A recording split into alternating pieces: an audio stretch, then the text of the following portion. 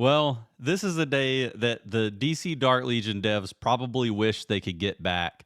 To say that it has been pandemonium would be an incredible understatement. There was supposed to be a patch that came through earlier today that was going to include a pretty decent amount of what they would consider to be quality of life updates. We can talk about that a little bit later in the video, but unfortunately, it was marred by multiple maintenance sessions where they tried to launch the game and then they had to go back into maintenance again. It was really just a disaster. And I'm sure that the devs were not happy about it either. I feel bad for them. I hope that they were able to get some rest afterwards. But we finally got the game updated earlier today while I was at work.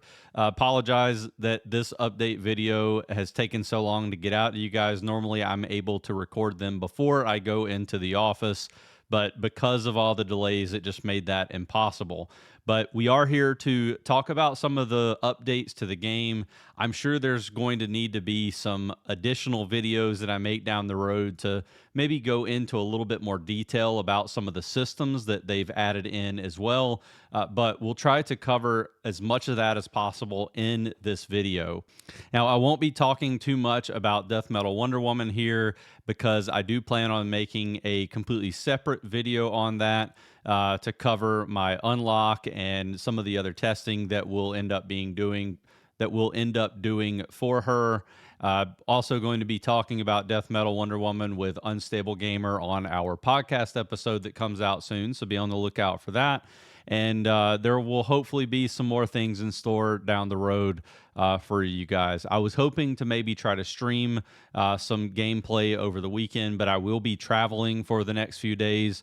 So it may be difficult for me to get any content out until next Monday or Tuesday. I'll do my best. With that out of the way, let's get into this update. So we'll jump into the patch notes in game and start from there. In the interest of time, I am going to have to kind of zoom through some of these. Obviously, make sure that you explore all these areas of the game and catch anything that maybe I wasn't able to discuss here. I'll try to hit the high points. I have been able to play the game just a little bit to kind of see what's going on in each area. We might take a peek into some of these areas and kind of show you what I'm talking about with these notes as we go through them. The first thing that they updated is going to be the Halloween's Dark Requiem event. We talked a decent amount about that in a prior video. Obviously, there's been a lot of anger and resentment towards the dev team over this event. It seems like they're trying to do a few things to get us back in their good graces. They have definitely added some additional items into the Requiem store. You get one free chainsaw, it looks like, a day. There's going to be 3 daily chainsaws you can buy with gems. They re-added back they added back that 15 chainsaws that you can buy for 100 gems a piece. I think that's just a one-time thing for the second phase of the event. And there's some Hell's Candy that you can claim for free every day in the Requiem store. So definitely a couple of things that are going to help some free-to-play players get a little bit further in the event. If you want to spend those gems on chainsaws, definitely do that to try to push in the pandemonium piece of the event. But for the most part, as I've mentioned before, definitely just completely forget about Death Metal Wonder Woman. That is not going to be an obtainable part of the event, even in the second half. Doesn't appear that they're going to be giving away any free shards of her or anything like that.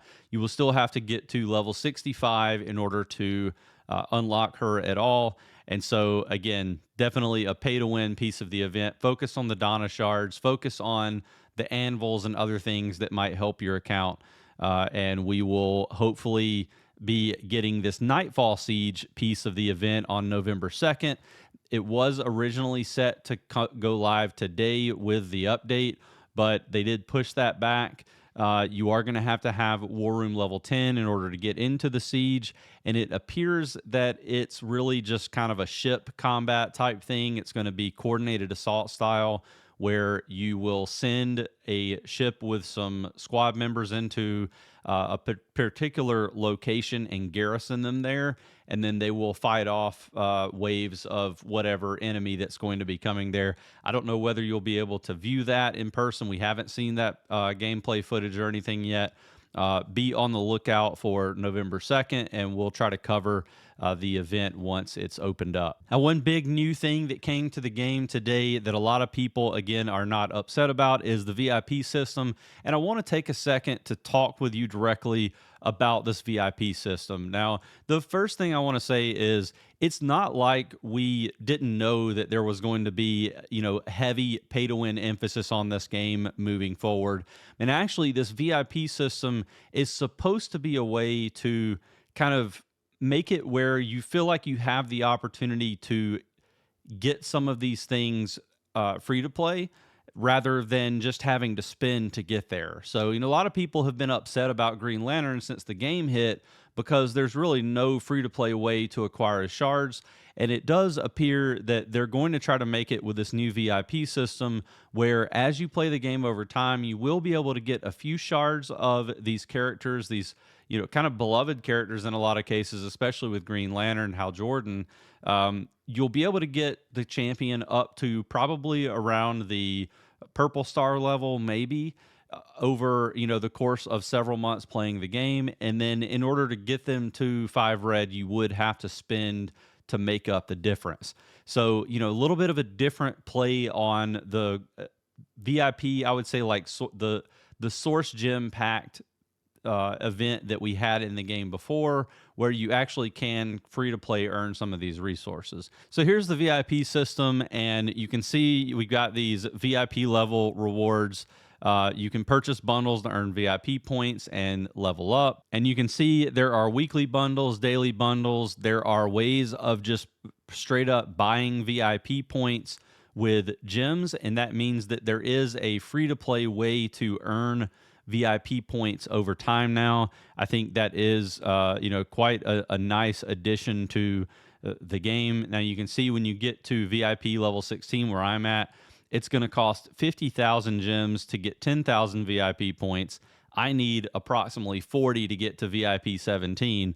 There's no way I'm going to be able to just buy my way up there without spending considerable amounts of money on the game. So let's not kid ourselves.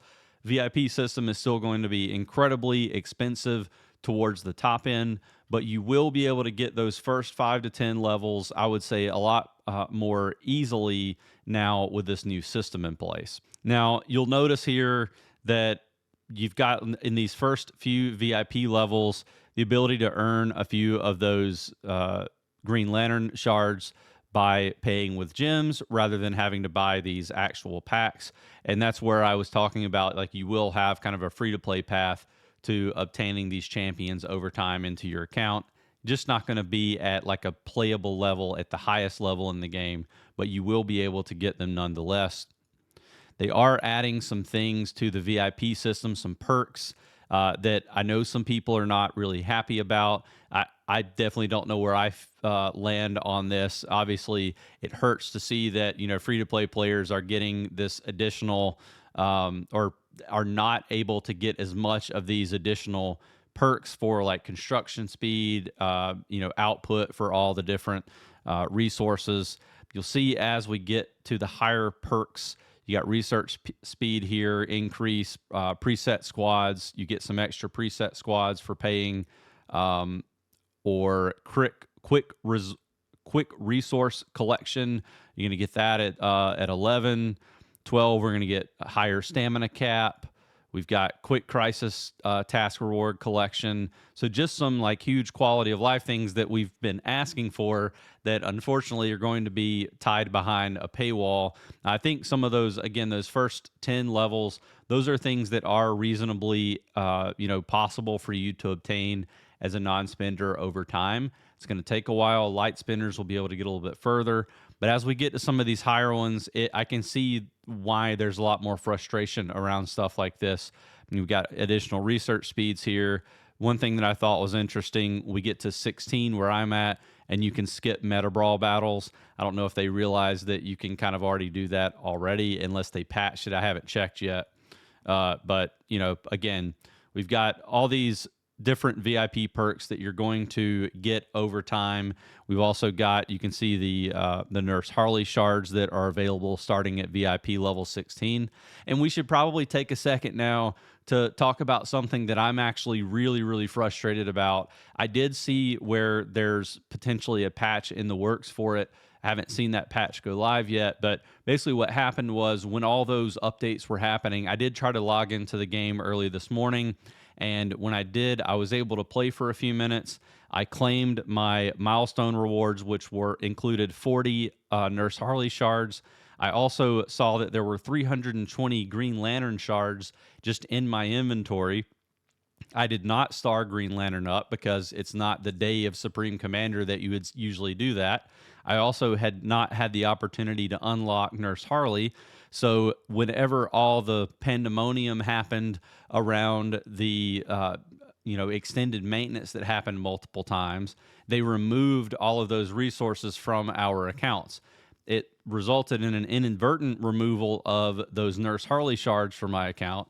And I don't know whether they were intending to give us additional Green Lantern shards, but I know multiple people in the game were able to star up their Green Lantern. And it's just kind of frustrating to me that, obviously I'm at VIP 16 and there are people that have Green Lanterns that are much higher than mine now because they were able to use those shards. Really unfair. And I really hope that the devs are able to figure out some sort of a rollback or give all of us who lost those rewards those rewards back into our account so that we can kind of feel like we're made whole. Definitely very frustrating. If you had the same thing happen to you, bear with the devs on this one. It sounds like once they're back in the office, which should be a few hours after I post this video, that there should be a hot fix for this particular issue. But just want to put it out there that there was an issue around it, so that people are aware of what happened.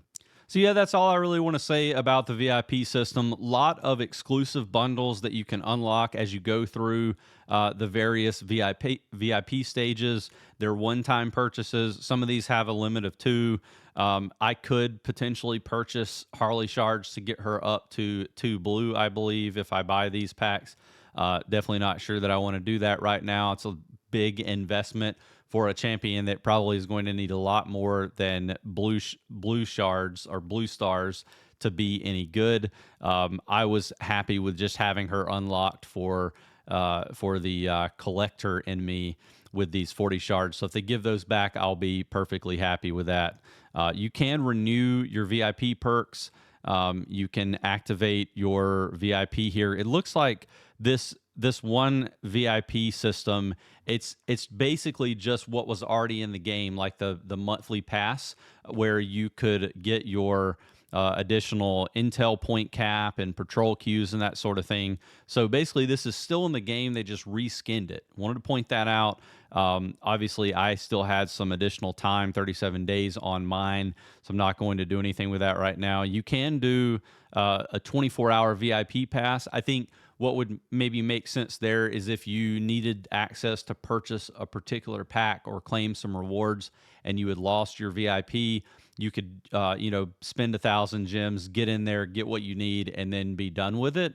But just wanted to again point out that you have the ability to extend your VIP pass using gems now too, not just not just spending actual real life money as well. So take that how you want to. I don't know whether people will think that is a good thing or a bad thing. Me personally, I think it is good that people now have the ability to save up their gems and choose how they want to spend them in the game. It's something that I've been wanting for a very long time. The ability to basically the treatment of gems as actual real currency.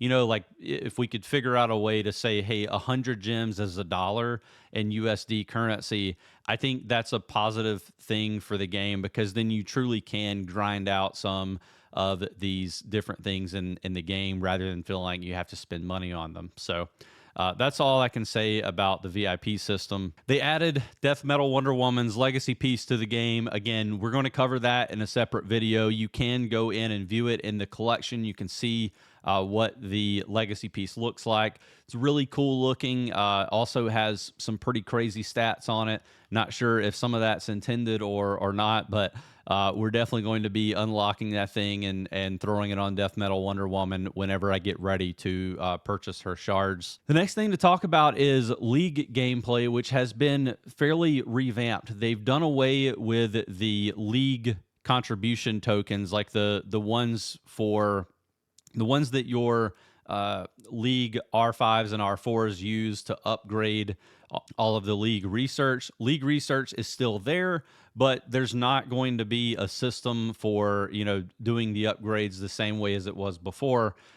Everything is going to be tied to your League honor, and that honor is determined by your League's activity from the previous week. So the more active your League is, the more things that they participate in, the more things that they win in terms of League events, the higher your League honor is going to be, the more resources you're going to be able to get for your League. So you're going to be able to get League supply. We're going to take a look at that. That is going to reset daily, and there's going to be a rarity-based amounts of things that you can buy. So I think that's really, really a positive change, especially for more active leagues. You got the League store. Mechanic adjustment. So they, again, remove the League XP and League funds, no longer going to be available. And if we go into the League tab, you can see we can go over into the honor section, and you can see where you are currently versus where you have the potential to go to. Right now, our League is City Sentinel. Looks like you start out at the rookie level. You can go to Local Defender, City Sentinel, Valiant Hero, Legendary Protector, Epic Guardian, Eternal Champion, and that's where it ends. You can see kind of like the supply rarity here, things that you're going to be getting, like additional League store slots and additional supply rarity. So you kind of, I guess, play with that and figure out exactly what you can get now versus what you can earn down the road. And you can also see the tier that you have the ability to move to as you obtain some of these rewards. Now, we'll talk briefly about each one of these. You can see what they are. Obviously, you can come into here and check this yourself as well, so I don't want to spend too much time on it. But, the first thing is League donation. Probably one of the big ways that people will be able to push forward is just from League members donating to League Tech over time during the week. Definitely make sure that you're doing that on a daily basis. We've got the Dark Legion, so try to initiate as many Dark Legion coordinated assaults as possible during the week. You get 5 of those a day that you can initiate, and then you can join as many of those as you would like to from your League members. That's going to be important. You're going to have occupying like different starred cities at settlement. So I don't think we've gotten to settlement yet. But basically, like each week, all the cities or territories that your League owns, you're going to be getting some honor for that. Umbral Rift, you're going to get points as people reach all the various MVP levels, multipliers. If you get 15 members that participate in a single Umbral Rift battle, you get points for that, 30, 50. So a lot of milestones you're going to be able to hit for Umbral Rift. You need to make sure that you're doing that. We've got some milestones for Guardian Challenge. We've got 2 different ones, it looks like, for Great Krypton Rush. One for the normal rush, and then one for Absolute, which is your server versus server. We've got one for the regular Battle for Gotham, and then one for Ultimate Battle for Gotham, which is, again, the server versus server version of that. And then we've got League Duel, which is your weekly server versus server, your weekly League versus League Supreme Commander competition, and there are some items that you'll be able to earn over time for your League Duel. So a lot of different ways that you can get to the higher honor levels. It does appear to be something that's going to reset each week, so you can fall back or move ahead based on how much participation you have in your League. So I'm curious to see like how difficult it is to move up to the higher ranks all at one time, or if you have to kind of do it, earn one level at a time, and then if you fall back, you only fall back one level at a time. but this is a massive, significant change to how league participation is going to work going forward. It almost warrants making a completely separate video about it. I might at least do like a YouTube short, spend a few minutes saying the same thing I just told you, but just something that can live out there for people to reference. Okay, the next thing that they changed is the champion appointment, and this one is again another contentious change that they've made to the game. I have already been experimenting with it. I have placed all of my champions into base rooms, let them completely expire while I was working, and then came back later on, like right before I was recording this video, and saw that they were completely depleted. I replaced them with other champions, and I don't really know exactly how it's going to work long term, but I can tell you that you're going to have periods where your base efficiency is basically zero unless you're able to go in and make changes on literally on an every 2 hour basis. It seems like it may be even more than that. And it seemed like I was going to have a few champions over time that were just going to be completely depleted that I would have to kind of swap in and out. We show you what I'm talking about, but just want to mention a couple of things that they talk about here. So champions are going to lose stamina while they're working. When stamina runs out, they provide no output bonus. You'll have to appoint champions to the living quarter to restore stamina over time. They removed the satisfaction system, which is fine.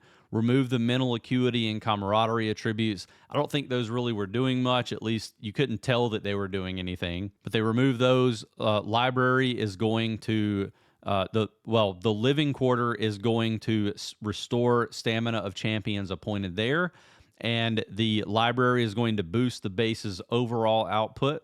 The lounge will speed up stamina recovery in all living quarters. So those are going to be really important things to keep going.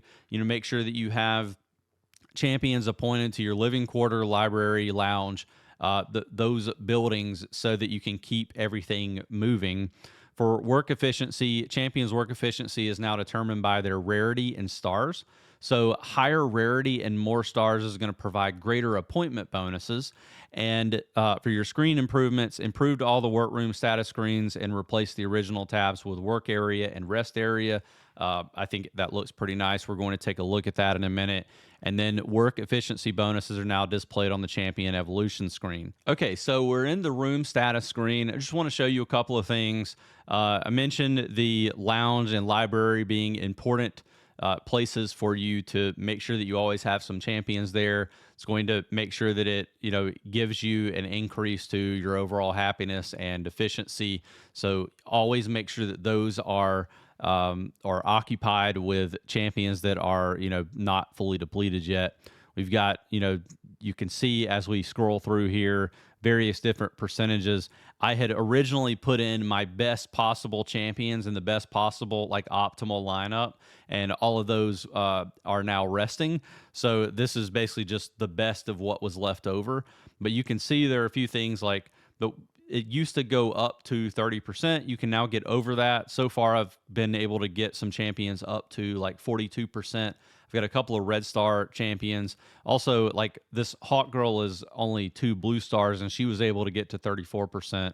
But I have a Martian Manhunter, and in one of these, I think it may have been Biolab, he was able to get 42%.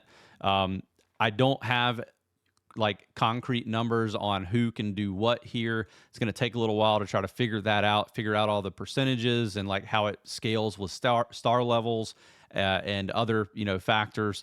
It's going to take a little bit of time for us to get an updated base room appointment guide for you. I know Tyvoca is going to be working on that. There's probably a few others that will be working on it. But as of right now, the best advice I can give you is just make sure that you always have some champions that are able to work in the work area. And then, as champions lose power, make sure that you put them into the rest area so that they can regain that power over time. That's going to be incredibly important. One of the things I thought was weird is, they deplete fairly quickly, and the ones that have depleted that are at 0 that I wasn't able to fit into the rest area, it says 8 hours and 48 minutes for them to recover. I don't know if they will recover in that period without being put in the rest area. It doesn't seem like it. It seems like you have to put them into the rest area. But if they deplete over the course of 1 or 2 hours and then you have to rest them for 7 or 8 hours, I don't see how, like, there's going to be a point where you just have no champions available to put into your work area, or at least it's going to be incomplete. So a little bit weird. I don't know if there's going to need to be some adjustments made here. I can tell you that I'm really frustrated with it. And to be honest with you, given that I have a War Room level 35 account and I have enough resources to get me by, I'm probably just not even going to fool with this most of the time. I maybe do it once a day. I'm definitely not going to be coming in here every few hours and trying to fix it. And it's kind of hard for me to recommend for anyone else to do that. What I will say from like just the standpoint of like trying to see the vision for this, I think it could be a good system, but there needs to be a way to automatically replace champions. Like just click a button and it puts your best available into the work area, and then click a button and it moves all of your injured champions into the rest area. Like there needs to be some sort of, fix to how all of that works, because people just aren't going to enjoy this. I do like the idea of making our base into more of like a Fallout shelter style base, where you have something to do whenever you're not just doing Combat Cycle and Meta Brawl and all the like league events that are going on the weekends and things like that. But not if it's just a tedium. I don't want it to just be, oh, hey, I've got to spend 45 minutes a day changing out my champions that are in base rooms. That's not cool. It's not fun. There's nothing enjoyable about that. So I really hope that that's not that this isn't just the end game for this. I hope that they're going to be iterating on it over time. I'm willing to give them the benefit of the doubt and just kind of see what direction they're going with this. But I really wish that they would just forewarn us or give us some idea of like, hey, this is what's coming down the pipe. This is what we're about to be doing. Let us know, like give us some feedback on it. Because now we're going to have to give them real-time feedback. And those of us who are willing to give the devs a little bit more grace are even frustrated about this. So I don't know what they were thinking.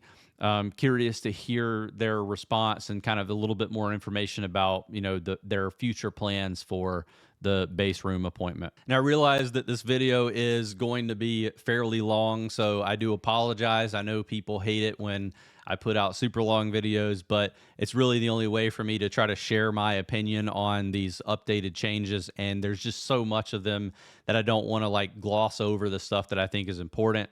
There are some improvements on Guardian Challenge, Great Krypton Rush, Battle for Gotham, and Ultimate Battle for Gotham.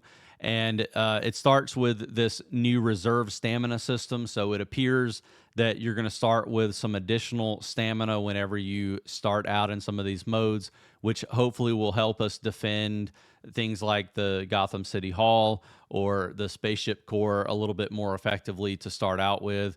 Looks like you can use that reserve stamina to quickly restore a squad stamina in the league base.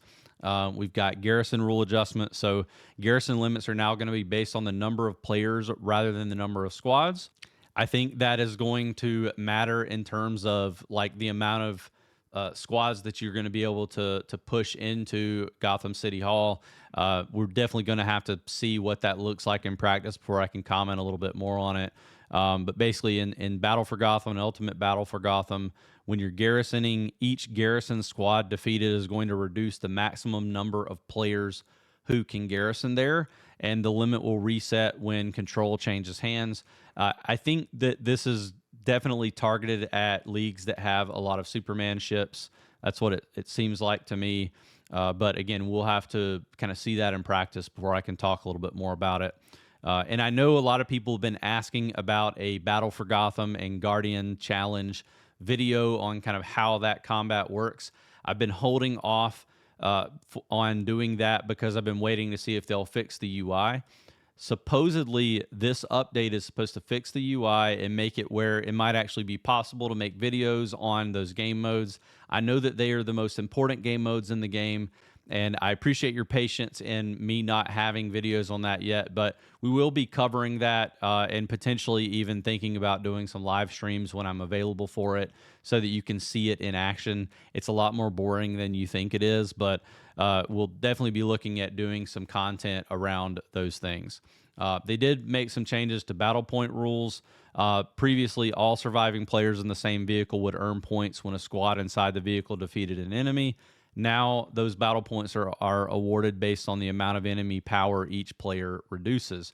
So basically, even if you don't defeat an enemy, you're still going to be getting some points, it appears.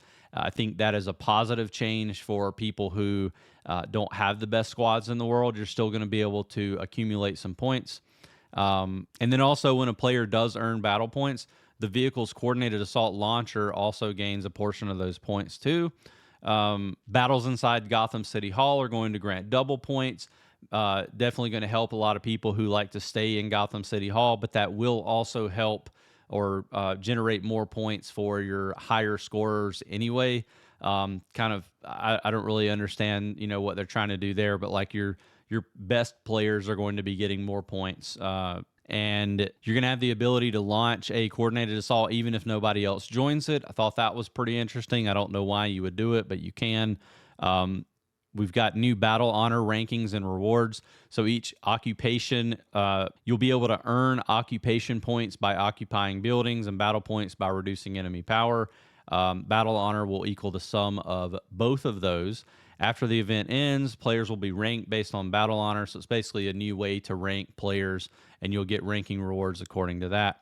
The league point settlement adjustments for certain events. So the point settlement for Guardian Challenge and Great Krypton Rush will now be based solely on each league's total occupation points. They made some changes to reward and distributions. Personal rewards requirement is now based on battles participated in instead of personal points.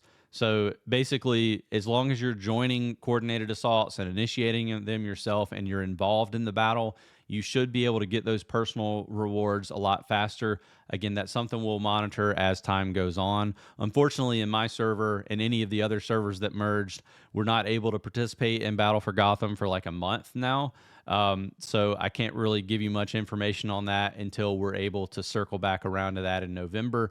I'm sure there's some other folks out there who might be able to give us that information before then, though. Main thing that I am the most excited about here is number 8, feature and screen improvements, enhance the battlefield marker feature, and improved information display across the map, building, squad, coordinated assault, battle, and battle report screens. Please let this be a change to all the terrible optimization of the UI in the past. If so, I will be incredibly happy. And honestly, I think this is going to be a huge quality of life update that we didn't realize we were getting because we've been so upset about all the other things that happened today. I'm really, really hoping that this is the thing that we've been requesting for several months, really, at this point. A couple last things that I want to mention. For Ultimate Battle for Gotham, they replaced World Anvil fragments in the server ranking rewards with OWL tokens. So new way to get OWL tokens. I think that's a positive change. We need more OWL tokens, really. That's been kind of a sore spot lately. They improved Great Krypton Rush. The participation rules have been updated. Well, they call this an improvement. I don't know whether it's going to be one or not. But basically, the new participation rules, a total of 15 starters are needed now instead of 15 total starters and substitutes in order to register. So you do need to make sure you have an active league so that you can participate in Great Krypton Rush. For the matchmaking system, the matchmaking rating is now calculated from the combined power of the top 30 league members. And I'm really curious what the effects of that are going to be. I think previously it was based on a different subset of the league. And I think really what a lot of people are concerned about here is that this is going to make it where leagues will be incentivized to have their 30 most powerful players participate in Great Krypton Rush each time. I don't think that's going to be the case per se. I really feel like people are still going to be able to participate if they want to. There's a lot of folks who are at the highest echelons of power who don't have the ability to participate each week. So I don't think it's going to be as bad as people are making it seem. But I do think that there are going to be some issues in matchmaking because of this system when they're basing matchmaking off of the top 30 from each team, and then half of the top 30 isn't able to participate. Well, then you're going to have a lopsided game. I think we've already been seeing situations like that pan out before this happened. So I don't know if that's going to make it even worse or if it's going to be kind of the same. But I do expect there to be some interesting interactions with that over the next few weeks as we kind of see what the new matchmaking system looks like. A couple of last items to mention. It does seem like they've done a fix to Starfire's legacy piece. Where Astral Blaze would occasionally fail to trigger. I've heard that Starfire Starbolts are less effective than they were before. So I'm curious. Let me know in the comments below if you have any more insight on that or anything that you've seen in terms of changes to the effectiveness of Starbolts. That's definitely been kind of like a free-to-play recommendation. Like, hey, you should probably get Starbolts depending on which team setups you're running in the past. So we'll definitely change recommendations on how good that legacy piece is if there is a negative change here. They did fix an issue where Starfire's healing skill was not taking effect. They fixed an issue with Deadly Digits skill of the legacy piece Prometheum Claws, where it might trigger multiple times.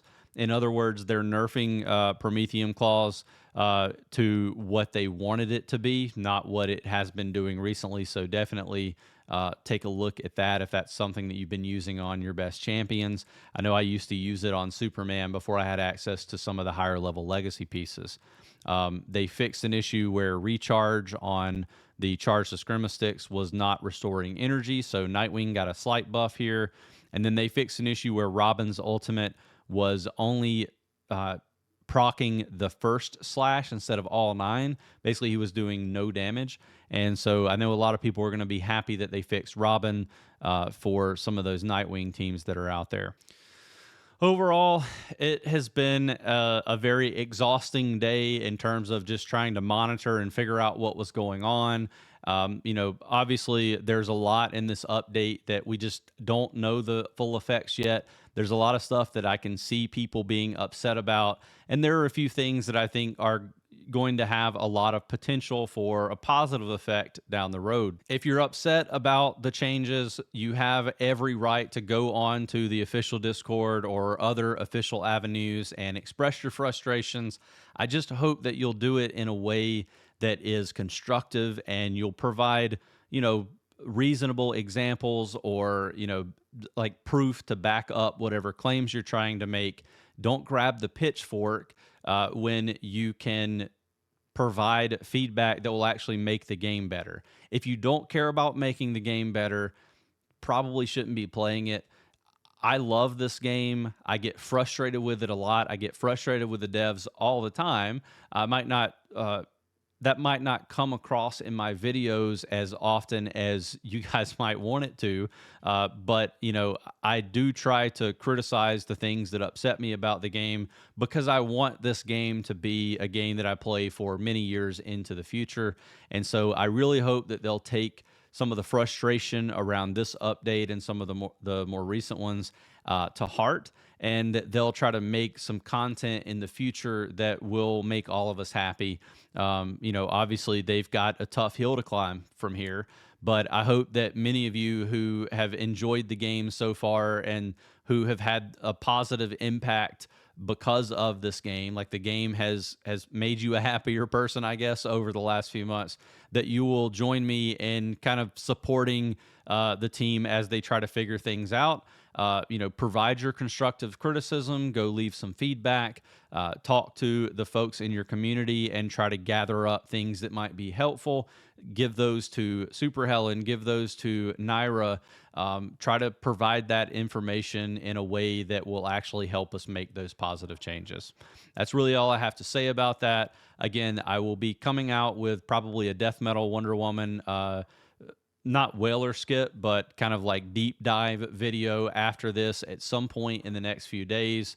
We've also got a podcast episode that will be coming out probably early next week. Be on the lookout for that. We'll be updating our monthly tier list early next week as well. Super excited about that. There's going to be some changes to probably how that looks, especially with some of these pay to win champions. Thank you for watching the video. Leave a comment down below if there's anything that you want to get off your chest. I'm happy to take the brunt of that. If you have good feedback, I'm willing to take that and put it with mine and provide it to the devs over the weekend. But definitely looking forward to hearing what you guys have to say about this update. And if you want to get updates on this channel for anytime they change the game or anytime I put out a new video on DC Dark Legion, definitely make sure that you are subscribed to the channel. If not, I will hopefully still see you in the next video.